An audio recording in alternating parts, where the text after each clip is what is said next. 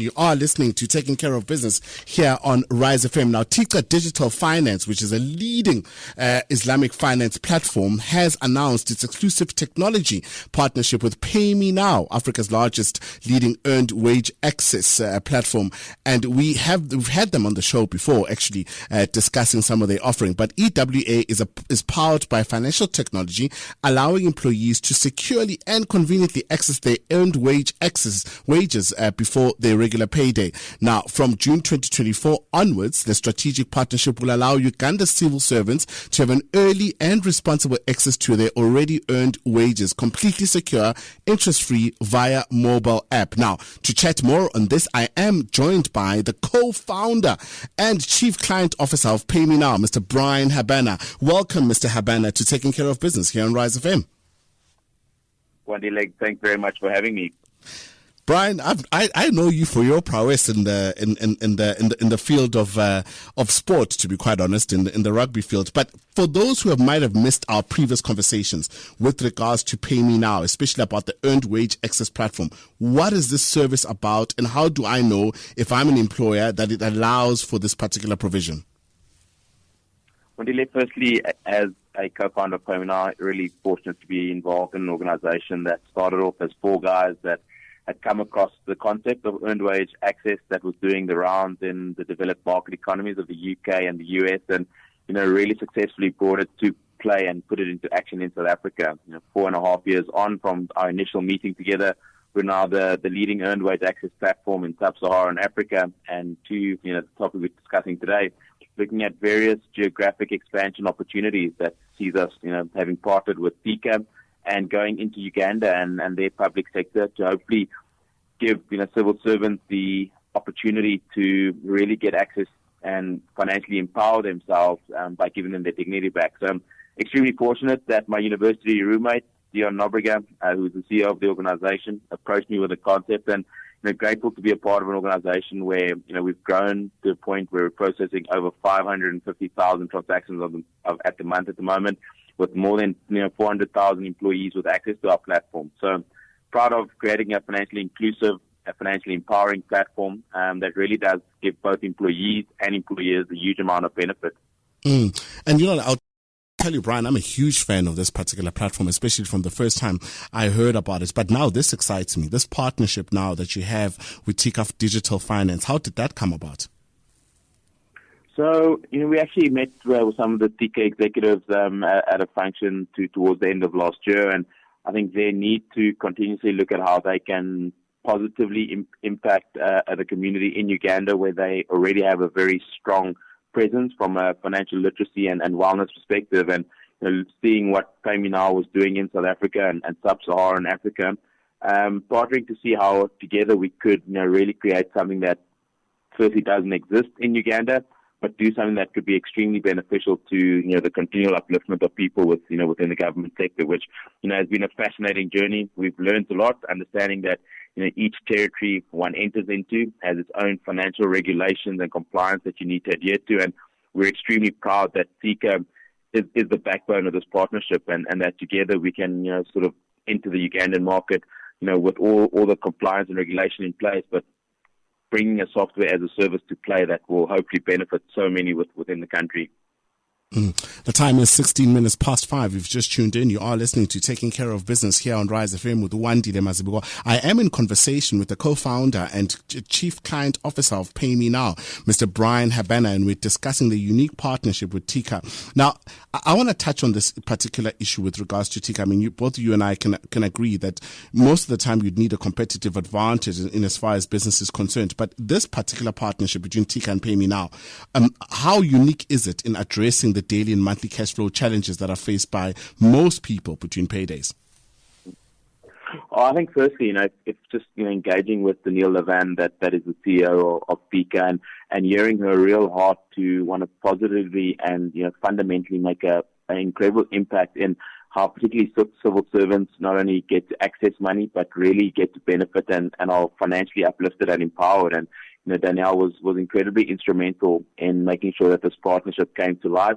And her and her team and the impact that they've already made within the Ugandan environment is something that, as Paymenow, really attracted us to understanding what incredible success this partnership could withstand. And there's been a lot of hard work, effort, behind the scenes with regards to tech and making sure that we can get this partnership up and running as quickly as possible, but with all the right fundamentals in place, which has been great. So to have two teams coming together and collaborating with a real common success goal in place has been wonderful. And we're extremely privileged as Paymenow to have partnered with such a high upstanding organization like Thiqa, and hopefully as we continue this collaboration and partnership, we can bring something to the market that not only really excites people but makes a real tangible positive impact.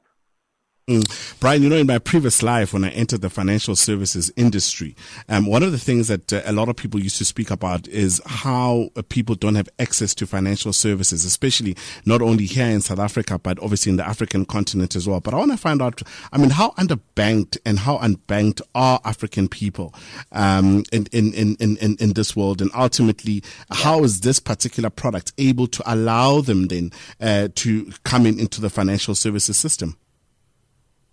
I think, Wandile, if one looks at Africa as a continent, everyone talks about the vast amount of opportunity and so many developed market economies or potential companies coming and trying to get into Africa because of the massive underlying opportunity that exists. I think once you actually get onto the ground in Africa, and I got to visit Uganda and go to Kampala for the first time earlier this year, and just to see how vastly different and intricate each and every African country is. We talk about this fourth industrial revolution that everyone is in and or sort of gearing towards. In Africa, we do find things are a lot more raw. I think the cultural understanding plays a massive impact. And as much as we really want to get to this digital revolution in Africa, you really get to find out how fundamentally Africa and its territories are just so far behind. And, things like mobile money, that are incredibly important. The ability of companies to try to get the unbanked bank becomes tangibly very, very difficult in what is cash-strapped economies. And in particular, if we look at the environment that is mobile money, how successful that has been, with some massive organizations across Africa in various telcos and tech plays, and one compares that to a developed market economy, you start understanding how vastly different, Africa is as a potential growth opportunity. And I think it is getting that on the ground understanding, what happens within communities, within cultures, within cities, within, environments where public transport is not what you get in a developed market economy of tapping your Oyster card or your credit card and get it onto the tube. You got to go on a tuk-tuk or, a border, which I looked at seeing a very few times. And, you see the thousands of borders that are in Uganda, which I got to experience for the very first time. And you then just start understanding how fundamentally different Africa is. Yeah. And for us as Paymenow, we're so incredibly fortunate that Thiqa do have that on-the-ground understanding, IP, and, experience over the course of the last couple of years that allows us to make that entry into access so much easier. And when it comes down to relationships and partnering with people that, do things really well, but do things successfully in the African context, it becomes very, very much more scalable. Yeah, now I believe you, Bryan, that you've definitely been in Kampala, there in Uganda, if you're talking about that particular mode of transport. On the wrong side of the road, driving up against the borders, which had my eyes very wide open. Now you've definitely been to Africa. But I want to know as well, I think in closing as well, Bryan, how well has this product been received? And maybe let's start here at home in South Africa and you look at markets like Zambia, for instance, and maybe Namibia. And now obviously you're launching in Uganda, but how well has it been received, especially for those markets? I think when we went, became the first earned wage access player that went to market in January 2020, Wandile, it was something that was unheard of. When Dion first approached me in June 2019, I was like, dude, this is not something I want to be involved in. And as we did a bit of market research and understanding and went live in South Africa, firstly by building a product that we knew needed to comply with all regulation, but then building a product that is scalable. And within any startup environment, that sort of first POC, that first opportunity to go on, and get clients on board is always very, very difficult, particularly if you're coming to the market with something that was unheard of. And I think for us, when we did go live and sort of struggled with a few sales or opportunities in the first 2.5 months, but to then go live with our first client 8 days before hard lockdown, back in March 2020, I just think it gave us the realization and understanding of the potential that it has. And, through the correct ecosystem, the correct partners, the correct people within the business, the correct initial angel investor, we've been able to see earned wage access become a play that, many corporates within South Africa have really took to heart to understand how they can provide a wellness opportunity to their employees that really does financially empower them, financially uplift them, but that financially rewards them in being able to take control of their money while not having to go through all the predatory and abusive various lending opportunities that they find themselves in. And, as a leader, you always know that you need to continually be better, that your service delivery has to be of the utmost highest standards.